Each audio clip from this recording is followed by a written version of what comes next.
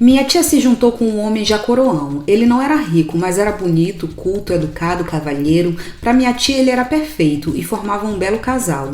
Acho que essas qualidades despertou uma atração na minha prima de 16 anos, filha dessa minha tia. Eu comecei a perceber o jeito que essa minha prima falava dele, e quando a minha tia e o namorado estavam juntos, essas coisas de casal, a minha prima ficava estressada, nervosa. Ela fazia tudo para que os dois brigassem. Foi quando eu encostei ela na parede e ela me confessou que há dias estava sonhando com o padrasto. Que quando ela sonhava com ele, ela acordava doida para ficar com ele. Na hora fiquei nervosa e a repreendi por conta disso. Ficamos sem nos falar por um tempo. A minha tia sempre me perguntava por que estávamos mal, mas nunca tive coragem de falar, pois sabia o quanto ela ia sofrer. Eles se davam muito bem e a minha prima era filha única, a filhinha do papai.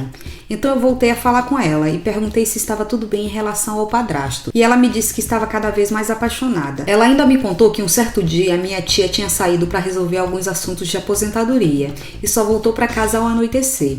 E ela armou para ficar com ele e foi tomar banho no banheiro que era de dentro do quarto da minha tia e deixou a porta aberta do banheiro. As vozes delas são idênticas e ele estava nesse quarto dormindo.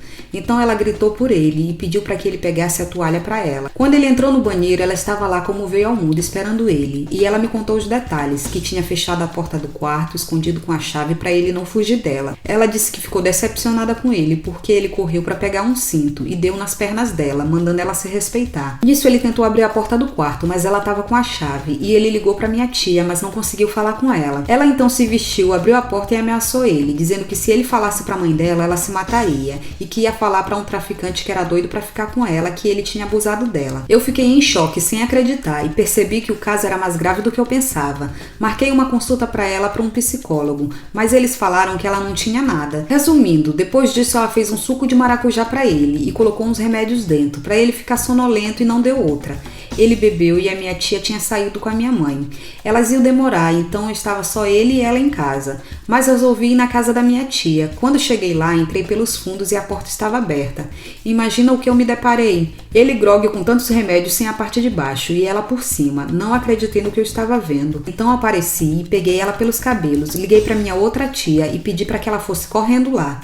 Quando essa minha outra tia chegou, ela quase infartou. A minha tia fez um café amargo para ele, deu uma lição na minha prima, e quando a mãe dela chegou com a minha tia contou tudo. Foi horrível. Minha prima foi embora para morar com o pai lá em Minas Gerais e a minha tia nunca mais foi a mesma, porque nunca esperou isso da filha dela. Ele ficou com depressão, com medo de sair de casa, pensando que alguém pudesse fazer algo com ele, e depois de 2 meses do ocorrido, ele faleceu. Até hoje a minha prima tem raiva de mim. Nem ligo, amo muito a minha tia. Vou lá para cuidar dela e ficar com ela de vez em quando. Como eu já falei para vocês, nada mais me espanta. Casos de família da vida real.